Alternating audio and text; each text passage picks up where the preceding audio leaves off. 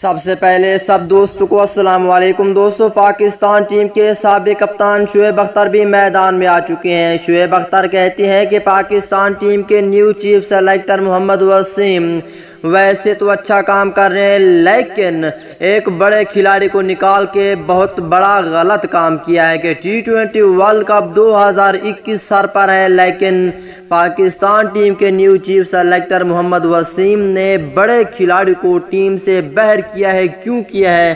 آئیے تمام تر تفصیل اس ویڈیو کے اندر بتانے والی ہیں کہ شعیب اختر نے آگے کون سی باتیں کی ہیں۔ تو دوستو اس سے پہلے اس ویڈیو کو لائک کریں، چینل کو سبسکرائب کریں، بیل آئیکن دبا کر آل پر لازمی کلک کر دینا ہے۔ تو دوستو بغیر کوئی آپ کا قیمتی وقت ضائع کیے آپ کو مکمل تفصیل بتانے والی ہیں کہ پاکستان ٹیم کے سابق فاسٹ بولر شعیب اختر نے کیا کہا۔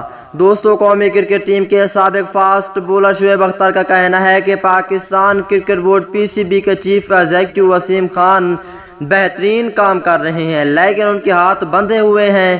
اسلام آباد میں میڈیا سے گفتگو کرتے ہوئے شعیب اختر کا کہنا ہے کہ انہیں امید کہ پاکستان اور بھارت کے مابین سیاسی کشیدگی کم ہو جائے گی تاکہ روایتی حریفوں کے درمیان کرکٹ بحال ہو۔ اسی دوران شعیب اختر کا کہنا تھا کہ وسیم خان کرکٹ کے لیے بہترین کام کر رہے ہیں، ان کے ہاتھ باندھے ہوئے ہیں۔ جب تک اوسط درجے کے افراد کرکٹ بورڈ میں آئیں گے تو ایسے فیصلے ہوتے رہیں گے۔ ان کا کہنا تھا کہ ساؤتھ افریقہ اور زمبابوے کے دورے پر آل راؤنڈر عماد وسیم T20 اسکواڈ میں جگہ بنتی تھی ہر حال میں، کیونکہ T20 ورلڈ کپ 2021 سر پر تھا۔ عماد وسیم کو T20 ٹیم سے ڈراپ ہونا نہیں بنتا تھا۔ سابق فاسٹ بولر کا کہنا تھا کہ شاہنواز دھانی کو فرسٹ کلاس میں تجربہ حاصل کرنا چاہیے۔